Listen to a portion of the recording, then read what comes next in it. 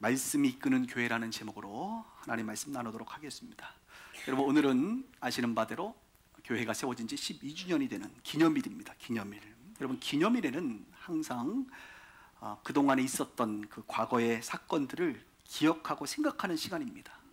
특별히 교회의 기념일이 될 때마다 우리는 이 교회를 이끌어 오신 그 하나님의 역사들, 행하심들을 다시 한번 우리가 되새기면서 그 은혜를 찬양하는 그런 시간으로 가고 있습니다.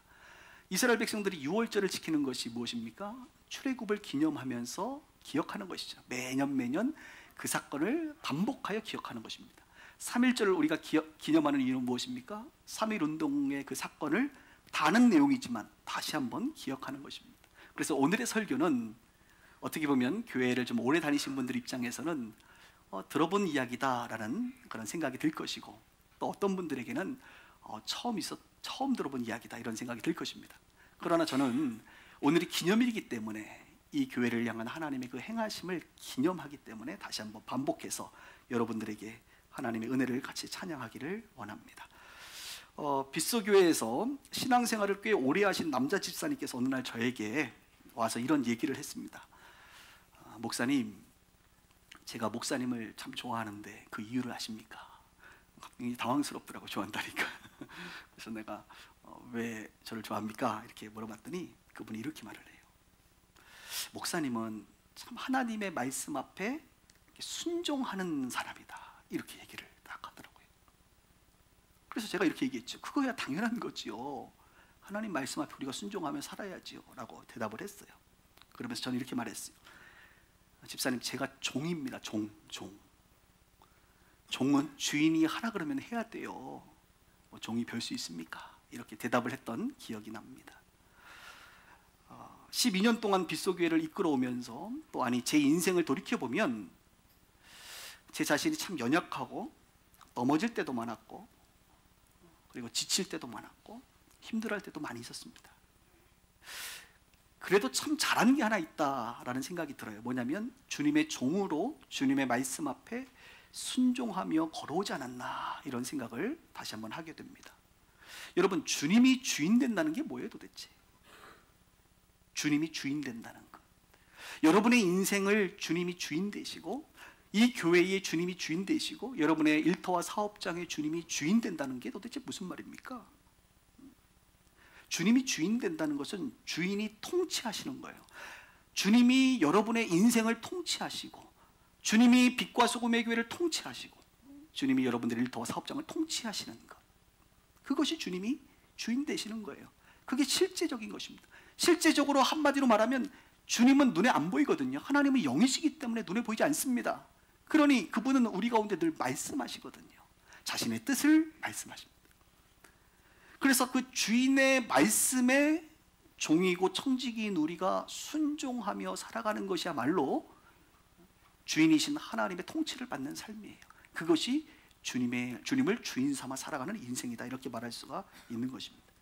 저는 그런 면에서 빛과 소금의 교회의 지난 시간들은 좀 부끄럽지만 우리는 주님의 통치 아래에 있었다라고 확신합니다.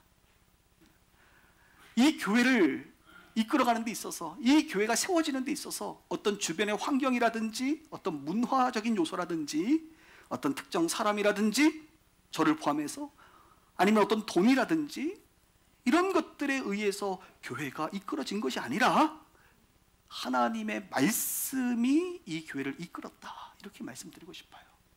하나님은 우리 가운데 말씀하시고, 종인 저와 여러분들은, 청지기인 저와 여러분들은 그분의 말씀 앞에 순종함으로 주님의 몸된 교회를 지금 이곳까지 세워온 것이죠. 그리고 그렇게 우리가 순종한 지 12년의 시간이 되었습니다. 그 12년 동안 얼마나 많은 그 과정 속에서 하나님이 우리 가운데 말씀하셨겠어요. 그리고 여러분들이 우리가 어떻게 반응했겠습니까? 오늘은 이 많은 스토리 중에 좀 오늘 여러분들하고 나누고 싶은 3가지 정도의 그런 스토리를 기억하면서 특별히 우리의 순종의 모습들을 한번 추억해 보려고 합니다. 첫 번째는 2006년으로 거슬러 올라갑니다. 여러분, 2006년 8월 달이었는데요. 제가 이제 신학대학원을 졸업할 때였습니다. 신학대학원은 3년 6학기를 다니거든요. 그래서 이제 5학기를 마치고 마지막 한 학기를 남겨뒀을 때 이제 저의 진로를 제가 좀 고민했어요. 이제 세 가지가 있는데, 첫 번째는 부목사, 이제 어느 교회의 부목사로 삶을 살 것인가, 아니면 선교사로 나갈 것인가, 아니면 세 번째는 교회를 개척하는 개척자의 삶을 살 것인가, 이것을 고민하고 있었습니다. 그리고 5학기를 마치고 마지막 한 학기를 남겨두고 2006년 8월, 사진에 보니까 15일로 적혀 있더라고요. 8월 15일. 중국에서 청년 집회를 마치고 백두산 천지를 올라갔습니다. 백두산 천지. 이미 하나님께서 다른 사람들을 통해서 저에게 2번이나 교회를 개척하라는 마음을 주셨어요. 그런데 다른 사람들을 통해서 듣는 것이 중요한 게 아니라 나에게 말씀하셔야 되니까, 이렇게 중요한 인생의 진로를 하나님 나에게 말씀해 주세요 라고 제가 작정하고 백두산 천지에서 이 부분을 놓고 기도하기로 마음먹었어요. 사진을 좀 보여드리도록 하겠습니다. 누구예요? 앞모습이 안 보여서 모르겠죠. 접니다.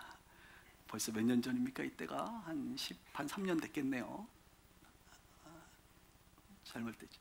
지금은 백두산을 가시면 여러분 백두산 천지물을 마실 수가 없습니다. 대부분 차로 꼭대기에 올라가서 눈으로 봐야 되는데, 그 당시에는 걸어 올라가서 이렇게 천지물을 직접 마실 수가 있었습니다. 물을 마시고, 그 백두산 반대편에는, 제가 서 있는 곳 반대편에는 북한 땅이거든요. 그래서 북한을 위해서 제가 이제 기도를 좀 했지요. 여기까지 왔는데 북한을 위해서 기도 안 할 수 없잖아요. 기도를 이렇게 하고 있었습니다.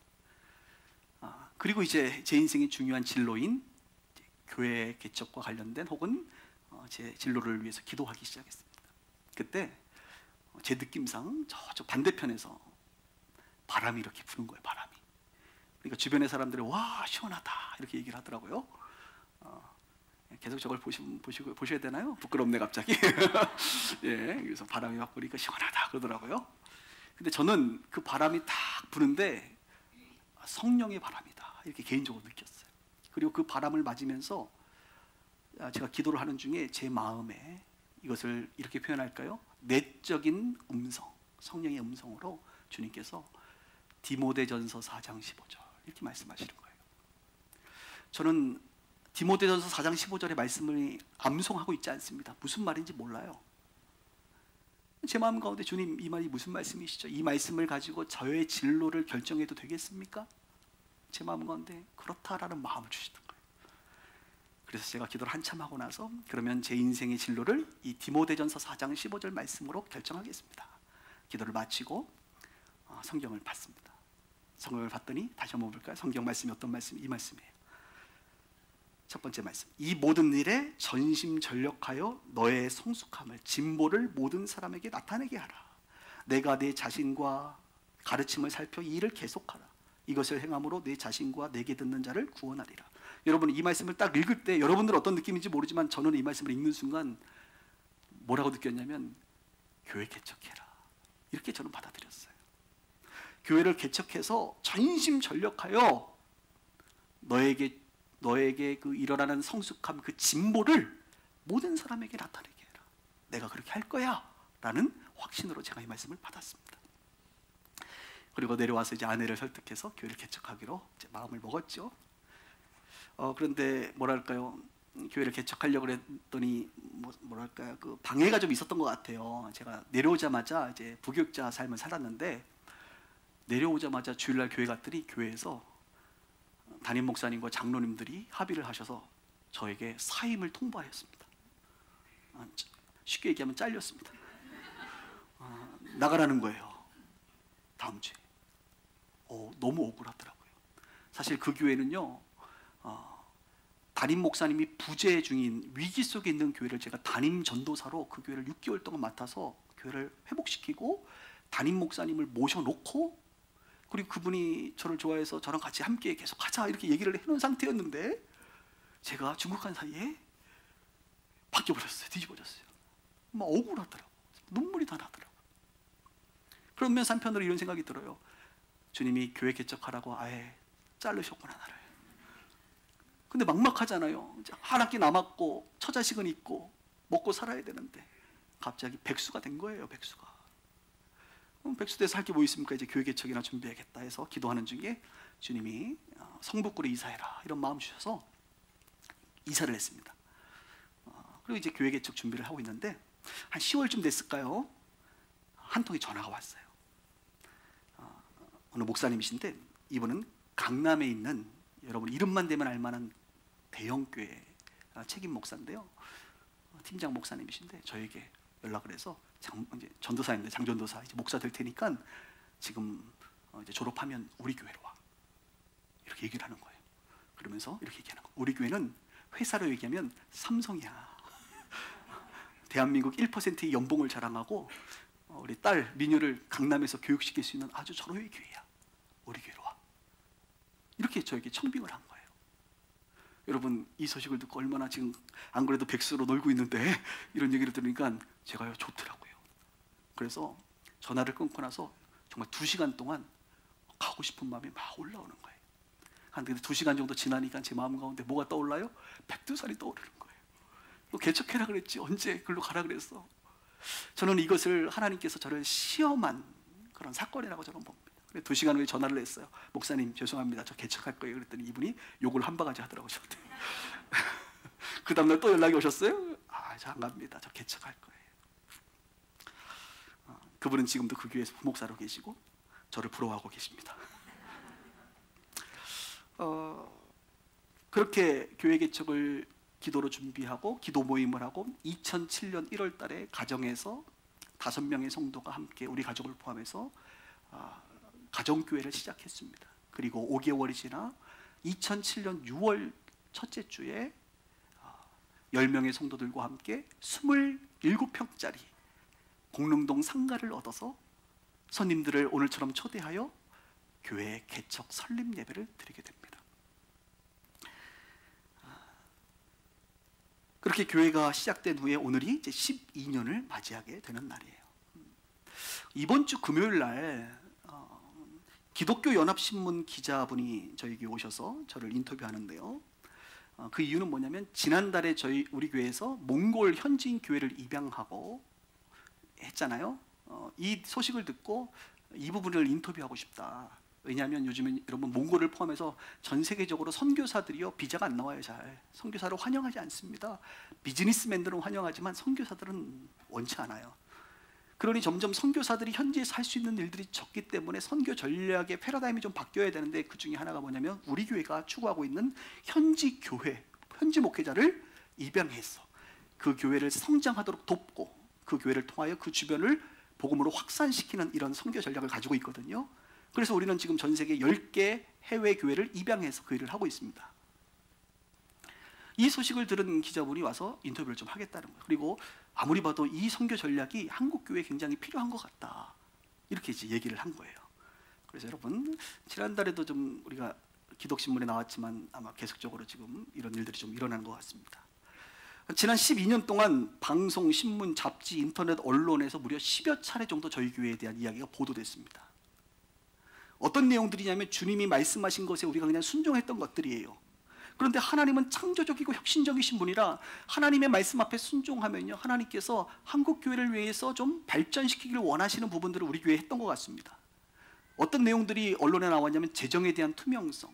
여러분 오늘 주보에 보면 매월 첫째 주에 저희는 지난달 재정을 보고하고 있는데 아마도 한국에 있는 그 어떤 교회보다 가장 정리해서 여러분들이 이해하도록 보고하고 있는 저는 보고서라고 저는 믿습니다. 꽤나 유명한 교회들이 재정을 보고하고 있지만 정리해주지 않습니다. 그 말은 대충 보란 얘기입니다. 잘 몰라요 봐도. 근데 우리는 한 달마다 정리해서 여러분들이 보면 다 알 수 있도록 보고를 하고 있어요. 이런 재정에 대한 투명성을 언론에서 부각시킨 거지요. 구제 프로젝트 혹은 건강한 교회 모습, 다음 주에 있을 선교 전략에 관련된 것들, 또 교회가 교회를 낳는 교회 개척의 모습들, 목회자 훈련하는 그런 내용들, 심지어 극동방송에서는 예전에 우리에게 통보도 하지 않고 우리 교회 홈페이지를 방송에다 그냥 내버리는 적도 있습니다.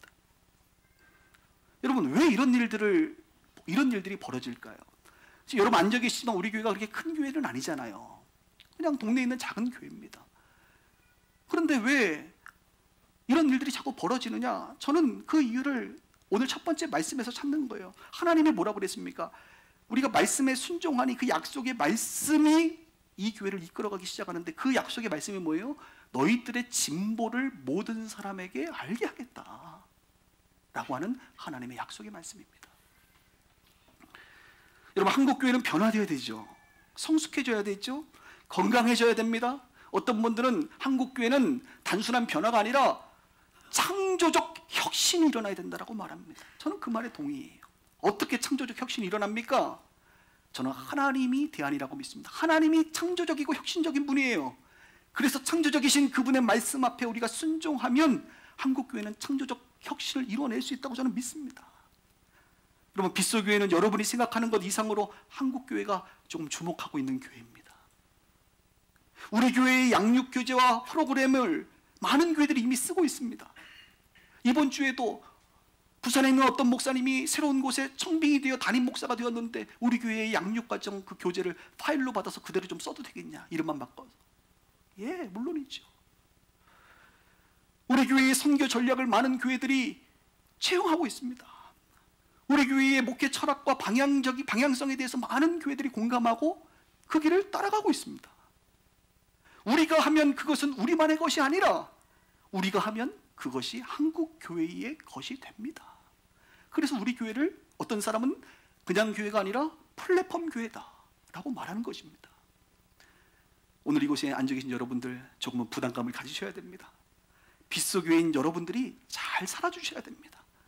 우리가 빛과 소금의 교회가 아닙니까? 그러므로 우리의 성숙함, 우리의 진보가 있을 때 하나님은 우리를 통하여 많은 한국교회에게 우리를 나타낼 것입니다. 첫 번째 말씀, 이 교회는 다른 그 어떤 것이 아니라 하나님의 말씀이 이끌어가는 교회라고 하는 사실입니다. 두 번째 내용을 좀 살펴볼게요. 제가 한 번은 이런 고민이 있었습니다. 하나님이 진보를 나타내신다니까 그러면 여러분 어떤 상상을 하게 됐죠? 아, 우리 교회는 하나님의 특별한 은혜로 폭발적 부흥을 하겠구나. 그죠, 여러분? 그래야 뭐 좀 나타내지, 뭐 그냥 그저 그런데 뭘 나타내겠어요. 그래서 저는 하나님, 우리 교회를 좀 폭발적으로 부흥시켜 주세요, 좀 진보를 나타내신다면서요, 이렇게 기도한 적이 있습니다. 물론 지금은 그렇게 기도하지 않습니다. 꽤 오래전 이야기입니다. 제가 어느 날 성경 출애굽기를 읽고 있는데 갑자기 출애굽기 23장 30절의 말씀을 읽는 순간 그 말씀이 제 가슴에, 심령에 탁 못 박혔습니다. 그리고 이 말씀의 뜻을 그냥 깨달아 버렸습니다. 아, 하나님께서 우리 교회를 폭발적으로 부흥시키지 않겠구나. 왜 그러냐면 두 번째 성경 구절 한번 봅시다.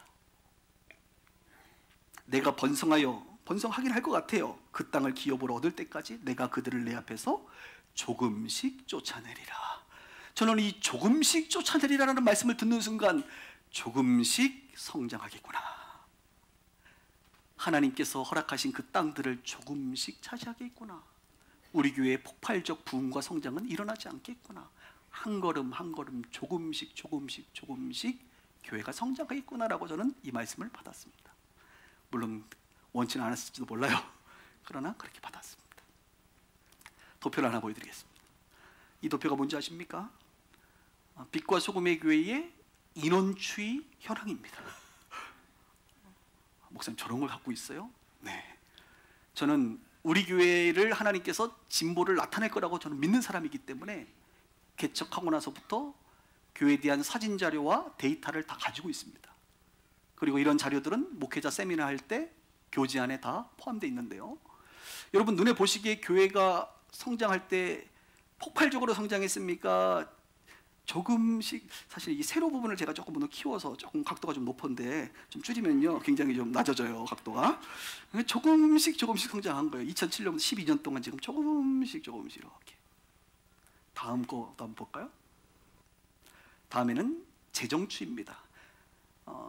산술적으로 표현할 수 있는 게 인원과 재정밖에 없더라고요, 교회에서. 여러분들의 성숙함을 도표로 표시할 수가 없더라고요.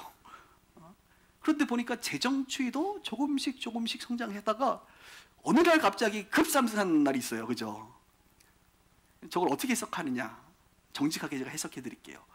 교회가 이제 갈매로 이전하고 나서 청년 그룹들이 조금 빠지고 장년 그룹들이 더 많이 들어왔거든요. 그러니까 인원은 조금 성장했지만 경제 주체인 장년부가 더 많이 늘어났기 때문에 재정이 늘은 거예요. 그리고 또 하나의 이유가 있어요. 주님의 몸된 교회를 위해서 헌신하고 수고하니까 주님께서 우리 성도님들의 주머니에 복을 주셨다. 할렐루야. 저는 그렇게 믿어요, 정말. 그리고 이런 과정을 겪으면서 성도님들의 삶이 풍요로워진 것을 제가 많이 알고 있습니다. 그래서 하나님의 교회를 위해서 수고한 성도들을 주님이 위로하시는 거구나, 이런 도표가 있습니다. 예, 이것도 계속 보면 시험 들 수 있으니까. 네. 어떻습니까, 여러분? 급성장했나요? 큰 부흥이 있었나요? 그렇지 않습니다. 완만한 성장, 조금씩 성장하게 돼요. 자연적 교회 성장이 일어난 것입니다. 본질에 충실하면 교회는 조금씩 자연적으로 성장하거든요. 어떤 분이 제 사역을 지켜보면서 별명을 하나 붙여주셨습니다. 그 별명이 뭐냐면, 여러분 그 백종원이라고 아세요? 요리하시는 분?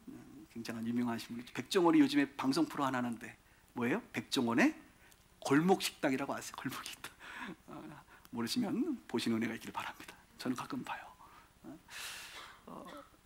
백종원이 한 지역, 그 골목에 있는 식당들을 찾아가서 코칭, 컨설팅을 해서 살 수 있도록 이렇게 도와주는 그런 프로그램이죠.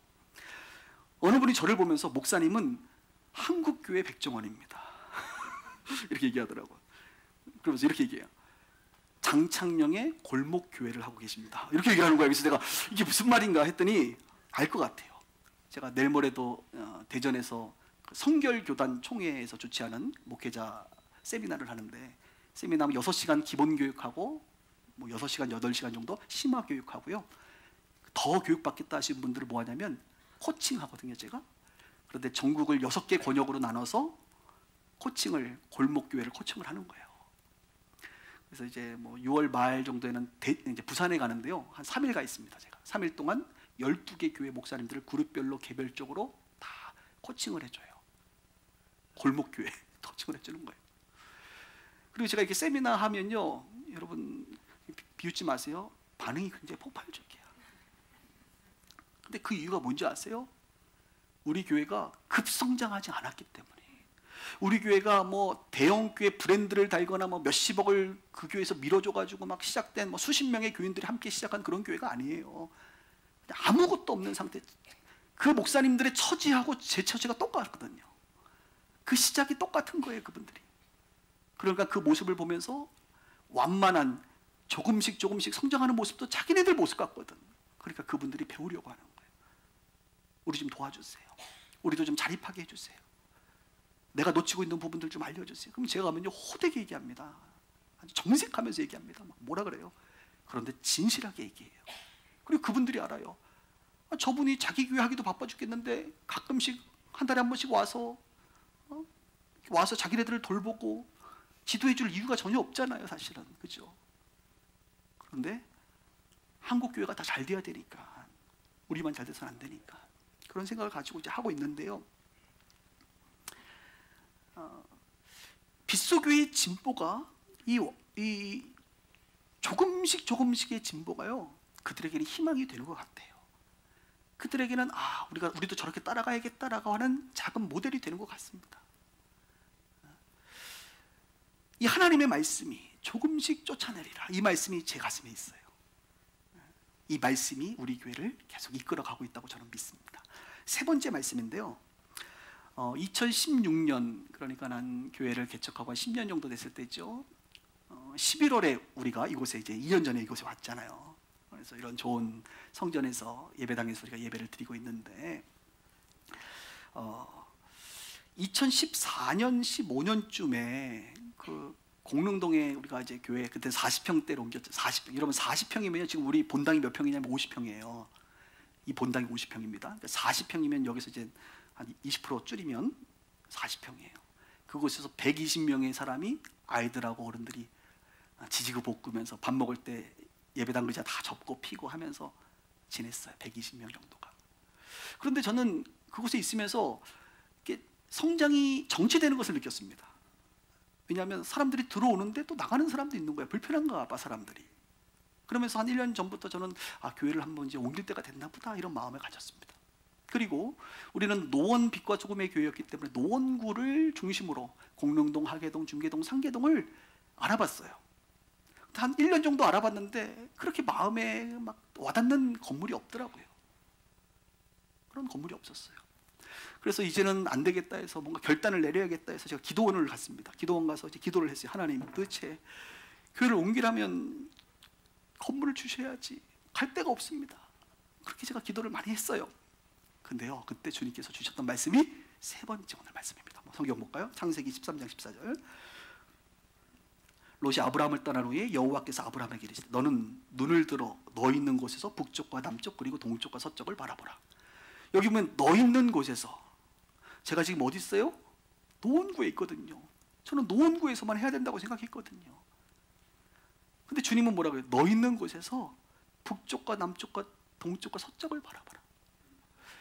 이 말씀을 주신 거예요. 이 말은 무슨 말이냐면, 장 목사야, 제발 너의 사고의 고착화를 벗어버려라. 너의 생각의 그 한계를, 그 틀을 깨버리고 노원구든 뭐든 그게 뭐가 중요하니 동서남북을 좀 바라봐라. 그래서 제가 동쪽부터 바라봤어요. 동쪽 바라봤더니 제가 살고 있는 별내가 있더라고요. 별내에서 공릉동을 가는 데는요, 여러분, 이 태릉 지금 요 골프장 육사가 이렇게 끼고 있어서 갈매를 저는 잘 몰랐습니다. 계속 별내에서 그 태릉 선수촌 길이 있어요. 쭉 그 길만 다녔거든요. 그런데 별내를 중심으로 이렇게 동쪽, 남쪽 쭉 바라보니까 아주 좋은 지역이 있는 거예요. 그게 어디예요? 갈매지구라고. 그래서 제가 갈매지구를 이렇게 차 타고 이렇게 다녀보니까 막 아파트도 올라가고 막 상가들도 올라가는데 그냥 뼈대만 올라가요. 지금 뭐 아무것도 없는데 여기 지나가는데 제 가슴이 뛰는 거예요. 가슴이 뛰는 거예요. 그래서 기도하는 마음 가운데 여긴가 보다, 이런 마음에 감동이 왔어요. 그래서 그런 이제 진행 과정을 통해서 우리가 2년 전에 이곳에 이전을 하게 되었습니다. 그런데 이제 교회를 이곳으로 이전한다 그러니까 교인들이 굉장히 불안해했습니다. 여러분, 그 공릉역에 있는 우리 교회가요, 하계동, 중계동, 상계동에서 교인들이 오거든요. 상계동에서 지금 오신 분들 여기 계시거든요. 상계동에서 여기까지 오는 게 쉽지 않습니다, 여러분. 거리가 짧지만 굉장히 교통이 복잡합니다. 금요일 날은 차 막히면요 40분도 걸리고요. 대중교통 타면 1시간도 걸려요, 여기가. 갈매가 교통이 좀 안 좋더라고 보니까.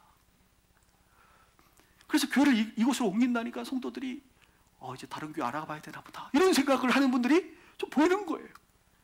그럼 제가 어떻게 해야 돼요? 아닙니다, 그냥 노원구에 있을게요, 이렇게 얘기해야 됩니까? 아니죠. 말씀이 이끄는 대로 우리는 움직여야 되거든요.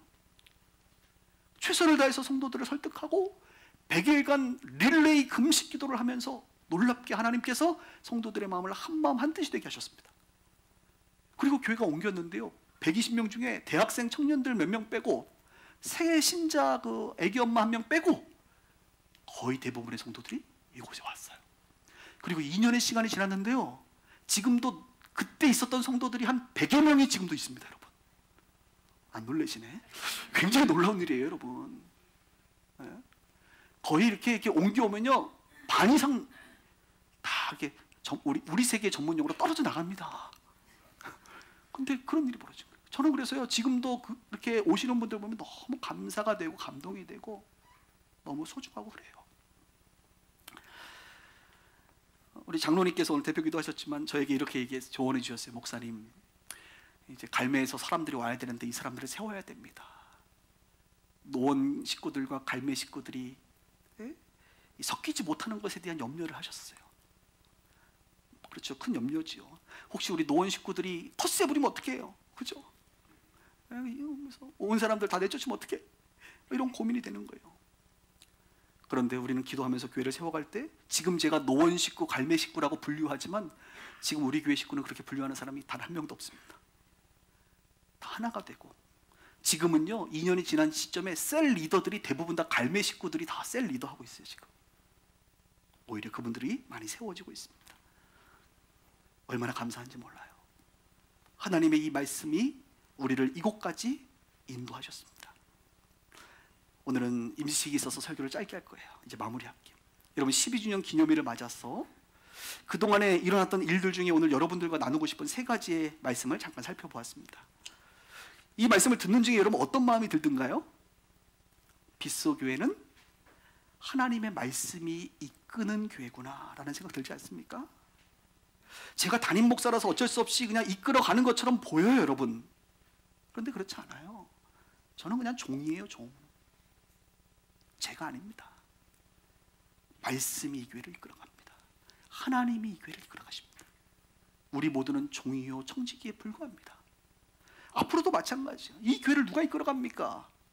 하나님이 이끌어 가시죠. 이 교회 주인이 하나님이시니까. 하나님이 말씀하시고 우리는 그 말씀에 순종하면서 끌려가는 거예요. 그러면 하나님의 말씀이 이 땅 가운데 온전히 이루어질 줄 믿습니다. 하나님의 통치와 다스림이 그 말씀을 통하여 우리 가운데 이루어질 줄 믿습니다. 그래서 저는 기대가 돼요. 우리는 연약하고 부족하지만 하나님의 말씀은 완전하거든.